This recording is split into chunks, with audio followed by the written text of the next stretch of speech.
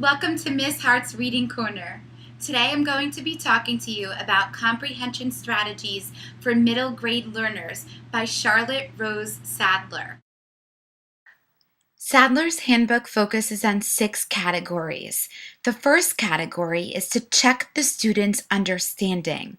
Number 2 is to foster cooperative learning. Number 3 is to tap into that previous knowledge. 4 is to organize. 5 is to show that they are independent learners. And number 6 is to focus on the student's learning styles. Today, we will learn ways to incorporate these reading strategies into the classroom. The first category that we're going to review is the checking for understanding category. There are many techniques that you can use here. For example, you can paraphrase and summarize in order to check for understanding. But one really cool format that is used is called the draw strategy. And you're literally having your students draw out an index card. Okay? What they're going to do is draw, read, attend to, and then write. So first, I will have students pick one of these slips at random out of my hand. So let's say a student picks out this question. This question says, what does the narrator hate? So now the student knows what their question is before they're actually going to read. I'm going to pick up my copy of my book that was assigned to me, which is going to be Paul Zindel's The Pig Man. And I'm going to read, as the student, the passage that my teacher requested. And that is just the first 2 paragraphs of chapter 1. So as a student, I'm going to read through. Now, I don't like school, which you might say is one of the factors that got us involved with this old guy we nicknamed the Pig Man. Actually, I hate school. But then again, most of the time, I hate everything. I used to really hate school when I first started at Franklin High. I hated it so much the first year, they called me the bathroom bomber. My question was, what does the narrator hate? Going to answer that question, the narrator hates school.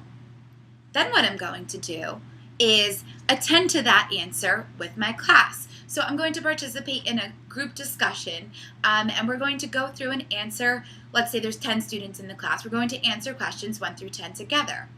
While I'm doing that, my teacher will have passed out a worksheet and I'll be writing down all of the answers. So I'm really meeting a lot of the standards in this activity in order to check for my understanding. So that is the first strategy, and that is called the draw strategy.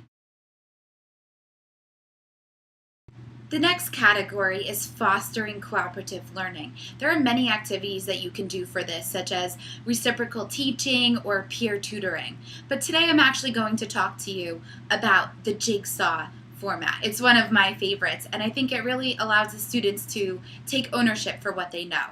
So what I'm going to do is pass out the students at random a different number.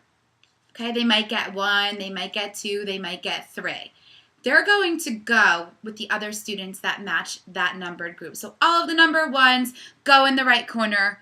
All of the number 2s go into my left corners. Number 3s go into the back corner. And number 4s come back here, okay? They're going to be in those groups, and I might give them a different category. So we're talking about the Pig Man today. I might be talking about characters. So group number 1 might be talking about John. Group number 2 might be talking about Lorraine, and so on, okay? And in those groups, they're going to really be maybe answering some questions or, learning a lot about that particular character and talking about it in depth, okay? And then what I'm going to have them do is divide out of those groups. I'm going to take 1 student from every single group to form a new group.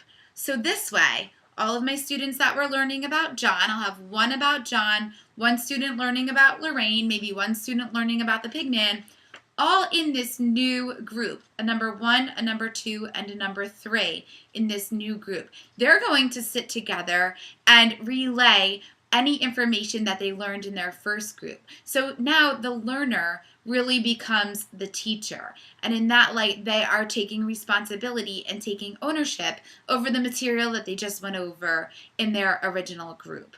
I think it's a really enjoyable activity for students to open up and to learn how to work with their peers, and really can learn something new in a cooperative learning group.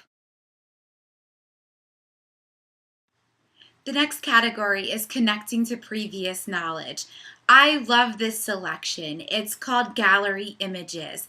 And what you would have students do is get into groups of 3 or 4, and they would read the text together. While they're reading, they would be creating a poster with images that come to their mind as they are reading. So they would do this on a much larger poster. But for the Pigman for chapter 1, I might have drawn a couple of pictures while reading. I might have drawn a pig or a boy and a girl, or a heart if I thought that maybe they were, falling in love, a sad face because some sad points are mentioned in chapter 1. And really the group would be collaborating together to create a large presentation of the images that they saw while they were reading. It's really a fun way to connect their previous knowledge. It's a really good way to get artistic students involved, and it's all around a fun activity.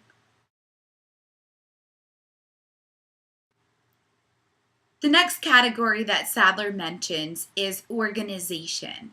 And this is so important for our students. I really believe that any graphic organizer can be effective.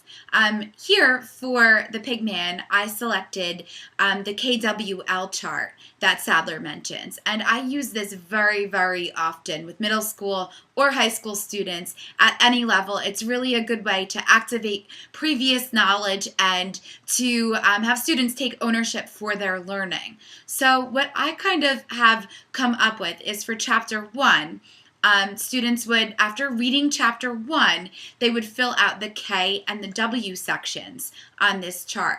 Okay, so they might fill out some facts that they learned from chapter 1. They learned that John doesn't like school. They learned that, the Pigman died. So for the W column, they would fill that out right away as well. The W column, they might write, I want to know why John doesn't like school, and I want to know why the Pigman died, or how the Pigman died, or why they're really writing this as they quote memorial epic. Okay, and then as I'm reading, I'm going to go and fill out the what I learned, the L column over here. Okay, and I might come to find out why John hated school. Maybe I learned that he wasn't very accepted in school and he didn't have a very good home life. I might learn how the Pigman passed away and why the students, in the novel, John and Lorraine, chose to write a novel on the Pigman. So in the end, this chart really can have a very powerful message for our students, and it can be done across a unit, it can be done across a lesson, but it truly is effective. The next category is fostering independent learning. This is such an important category because it coincides with Bloom's taxonomy.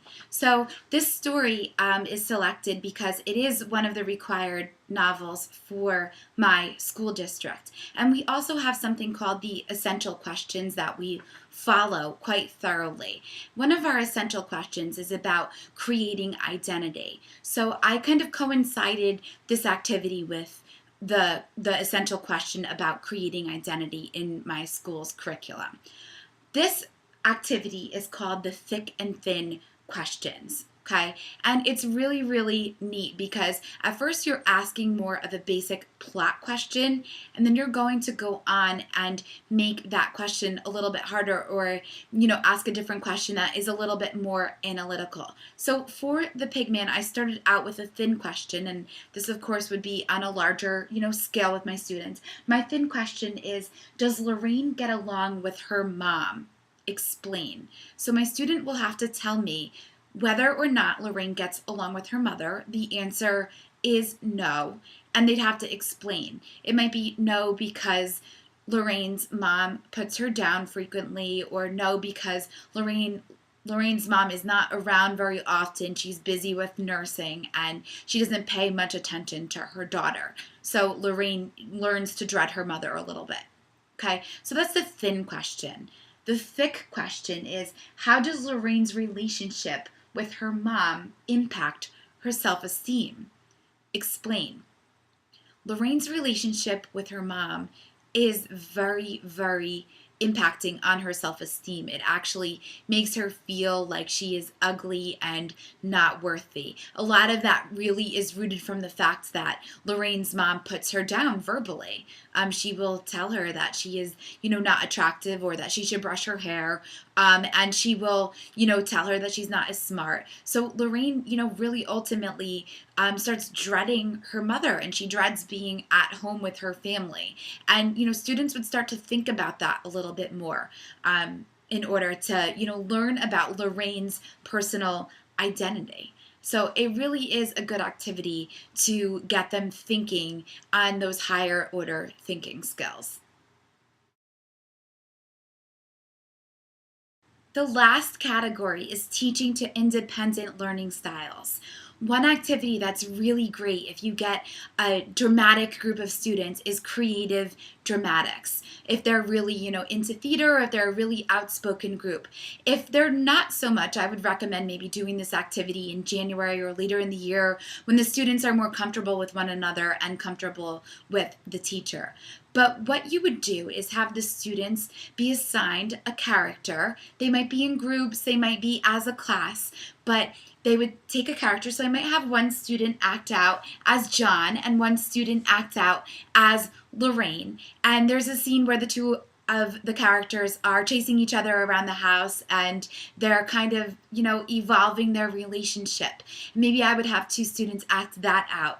And what they would really be doing is acting out the parts in their own words, in their own language, and in the end, they would be thinking about why the characters behaved in a certain way. So it would be a guided acting out session with a follow-up based on why the characters made those choices. Any kind of drama activities are great to act out loud. Romeo and Juliet, you can have a student stand up on a chair and act out the balcony scene, and they will remember that moment for the rest of their lives. So any way to make your classroom collaborative and interactive, especially towards the end of a unit when students are really gaining an understanding of the material, it's a good way for them to take ownership of the learning. I definitely recommend that you take a look at this Comprehension Strategies for Middle Grade Learners. It's an excellent handbook with excellent ideas for you to make your classroom innovative and creative. I hope you enjoyed your lessons. Thank you.